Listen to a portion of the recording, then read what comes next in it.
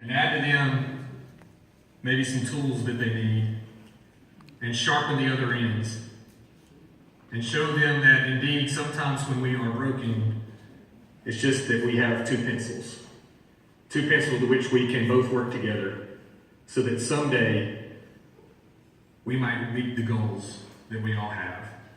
I think that is the goal ultimately of the book and the chapter 1 introduction of Restorative Justice.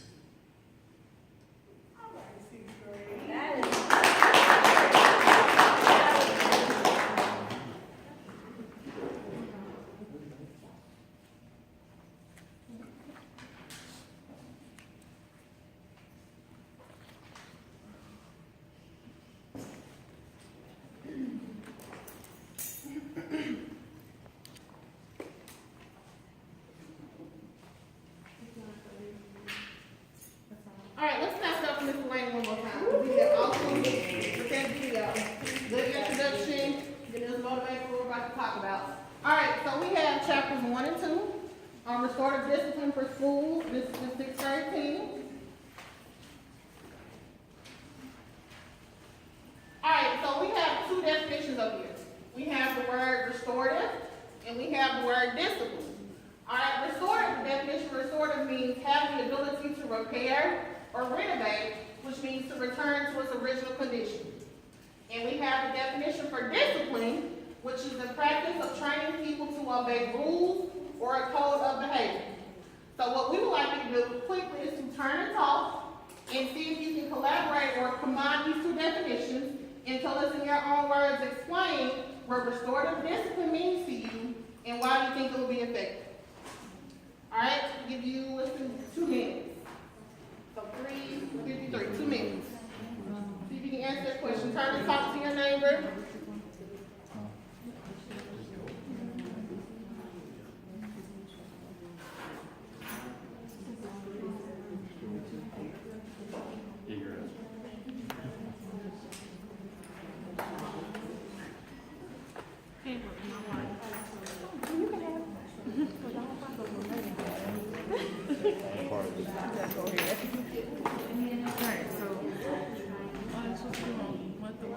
Restorative, discipline, and combining the two definitions. You work with us? Oh, I didn't know that. You didn't know the first? No, I didn't. I was okay. I think he's here to say.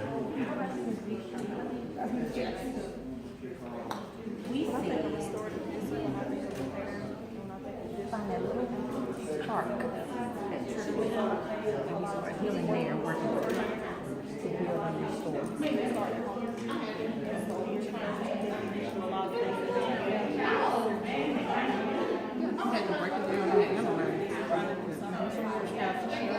Because I thought about myself in 6 years and how I can restore and get better. And Michelle and Ms. Burton, Ms. B, would you share out, please? Who spoke first? Thank you, Ms. B.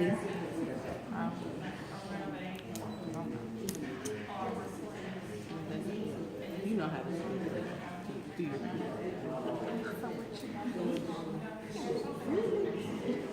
Find that little nugget and don't want to major is back. But what is the major? You have to have relationships with find that little spark.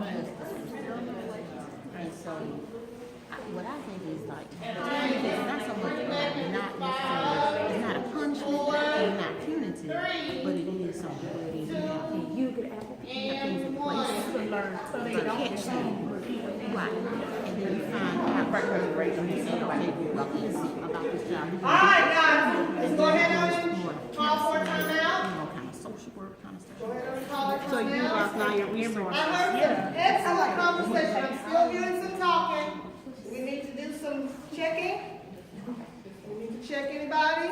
Let's go ahead and do a timeout. Awesome, guys. I heard some awesome collaboration going on within the groups. We do have one group who has agreed to share out with us, and that's about the only one that we're going to be able to take, and then we'll move on. Okay? Back to your page.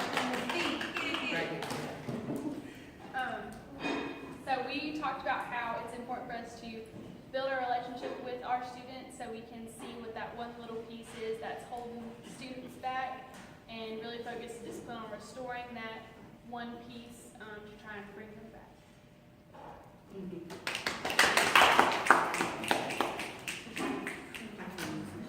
All right, and chapter 2, it was talking about the role of discipline.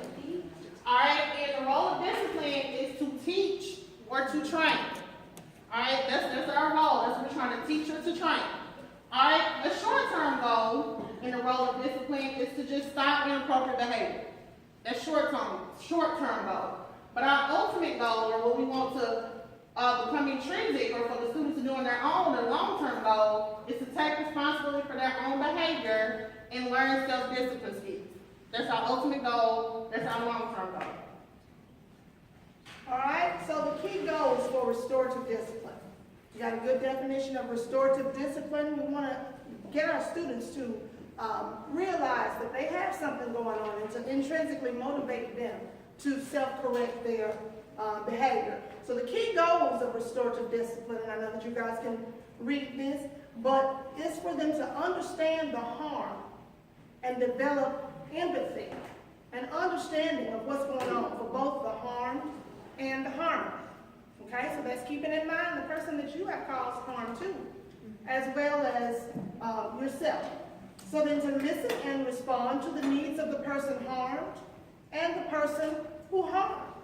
So again, getting them to think from both sides, playing in terms of that empathy. Encourage accountability and responsibility. Getting them to think about, what do you think your part was in this? So again, just I like that word, intrinsic, getting them to think and to feel what they've done. To regenerate the harm, not to just cast them aside and kick them out. That's not always the answer, but to regenerate them or to fix them, so to speak, to prepare them to come back to us. We don't want you gone. We want to fix you so you can stay with us. Create caring climates. I'm not mad at you. I don't dislike you. It's just something about that you've done that we need to talk about. I still love you. We don't ever discount capturing kids' hearts. We still care about them. We just have to get them to see that there's something about that behavior that you did that we need to fix. And then change the system.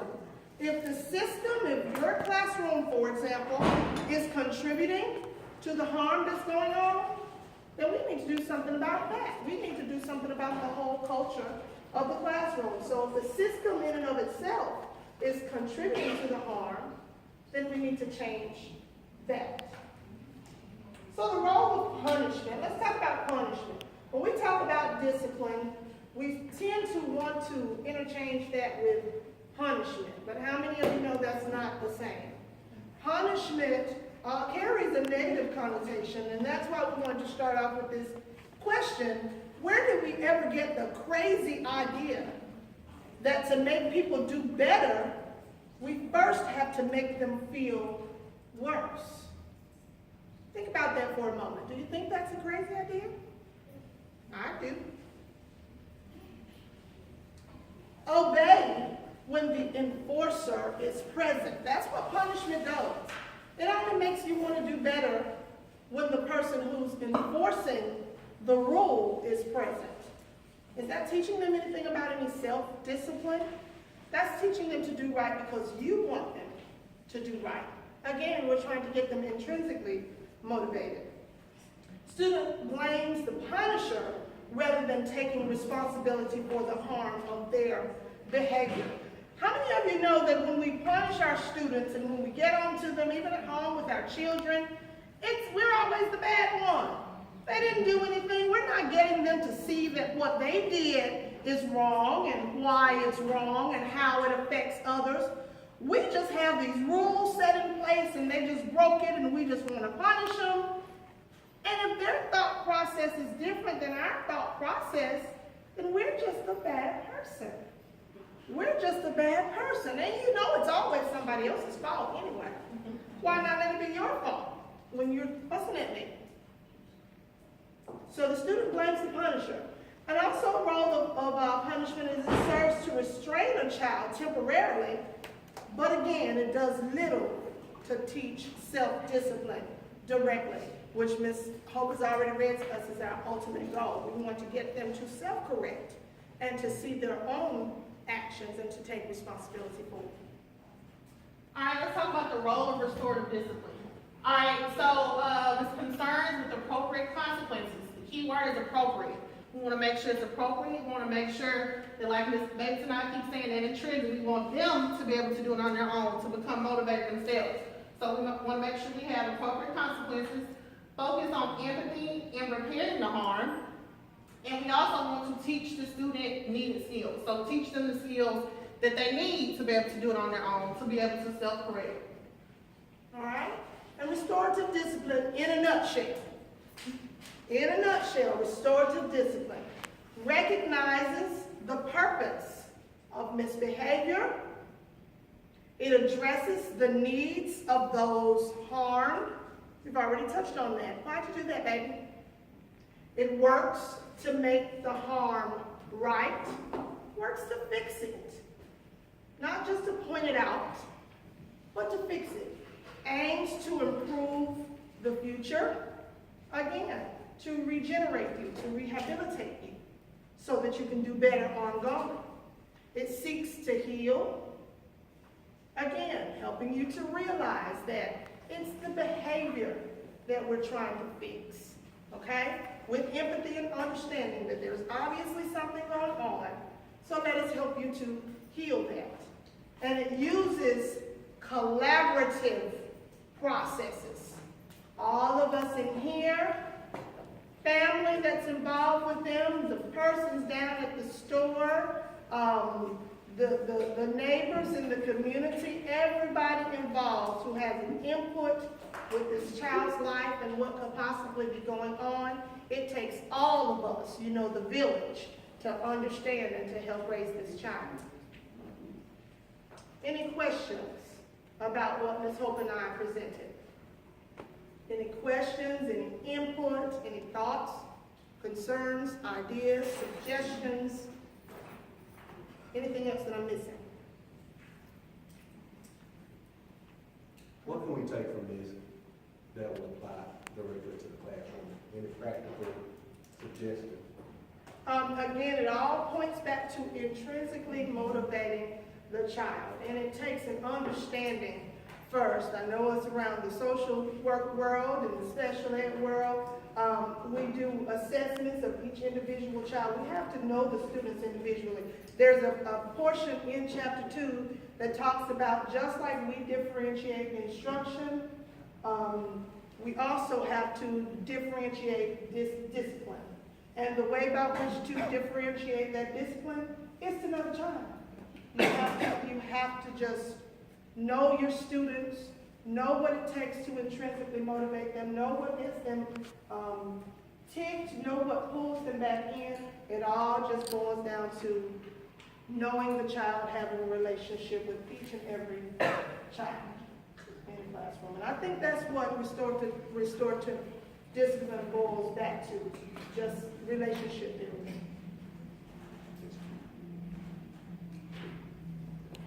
On page 18, there was one quote by Albert, and I just want to say it because I think that would also be a takeaway. But it says, if you want to solve a problem, you cannot solve it if you continue to think the same way you were thinking when you created it. So for me, I'm thinking in order to approach restorative discipline, you have to approach it with a new mindset, if you will, a growth mindset, so that you will be able to think of solutions. Because I think on page 23, it says, a solutions approach holds that solving problems will encourage healthier behavior. So we have to have a solutions approach when you start tackling the problems in order to change the problems, because if we have the same mindset, you're not going to think of new approaches or solutions to the problem. And again, I think that goes back to what one of us said, me or When we talk about the helping the child to heal, not just pointing out the problem, but coming up with ways to help to heal that problem. And as we've been saying the whole time, it comes with a change of mindset and getting them to intrinsically realize that I need to do the right thing because it is the right thing, so to speak, and not just because somebody's watching or that kind of thing. And all of that comes with, like Ms. Davis said, a change of mind. That comes with the change of mindset, and that's our ultimate goal. Okay, as for assessment today, we'd like for you to join our classroom. In our classroom, we are in Google Classroom. If you use your device that you have, and go to Google Classroom. And when you get to Google Classroom, they're going to ask you to input a class code, and the class code is here. It is DIN5MW. That's as big as I can get it for you, I'm sorry. But you'll need to go to Google Classroom and sign in to my classroom and join us, please. It is D as in dog, IN 5MW. E as in dinner, IN 5MW.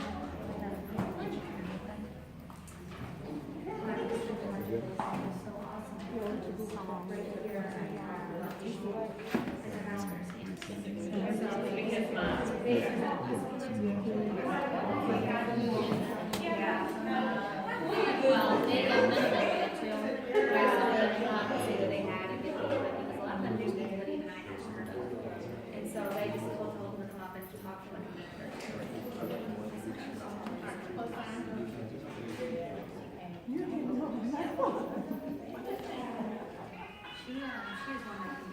Did everybody get in?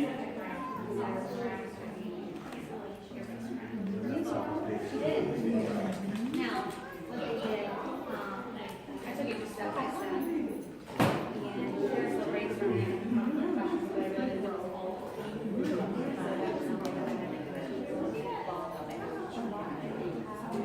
Okay, if you haven't gotten in yet, is there anybody that hasn't gotten in?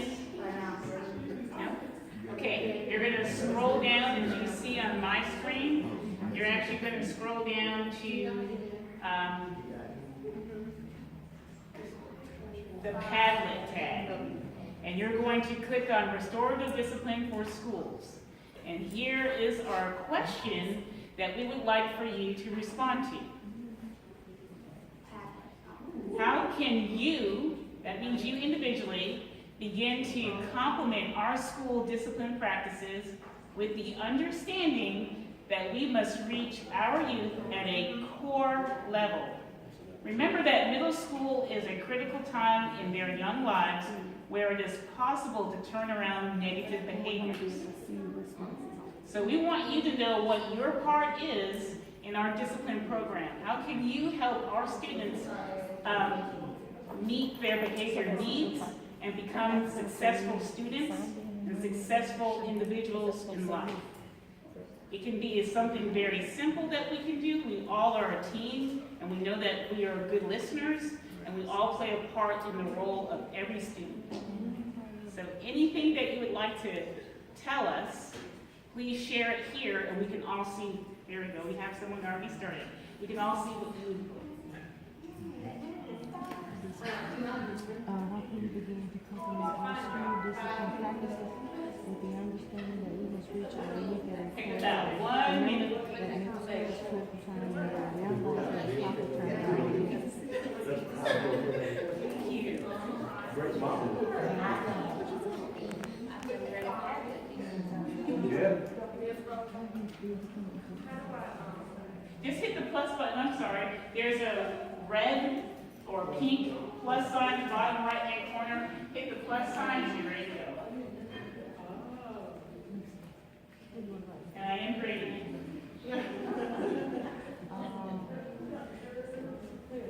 If you don't pass, your presentation is next week. When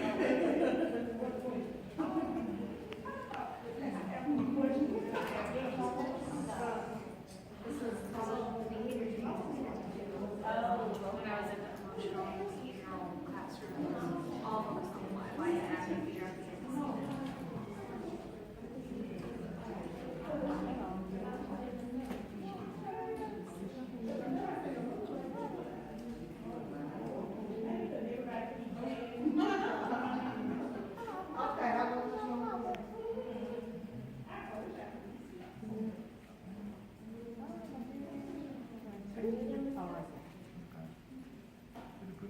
about 30 more seconds.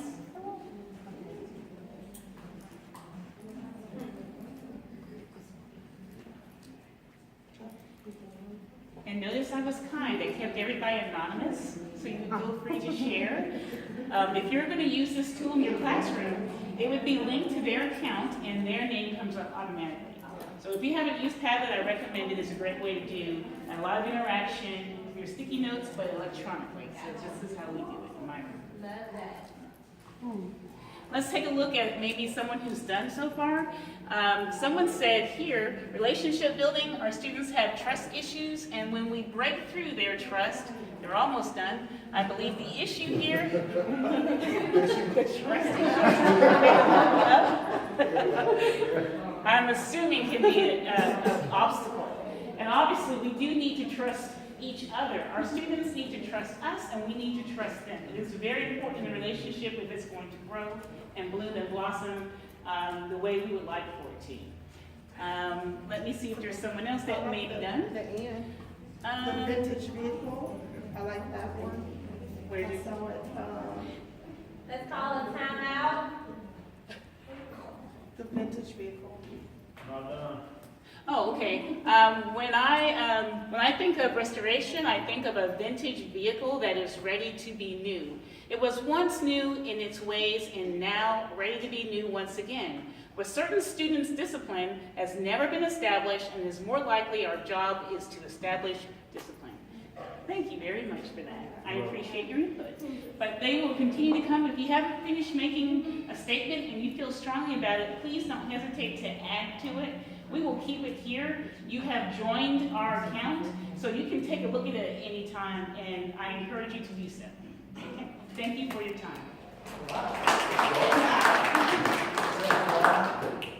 They did set the bar high, right?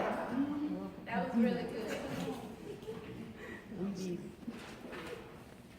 I think a part that stood out to me is how they incorporated capturing kids' heart, like with the signals and everything, and because it really is like a big part of the restorative discipline piece. So thank you for capturing the new learning with capturing kids' heart.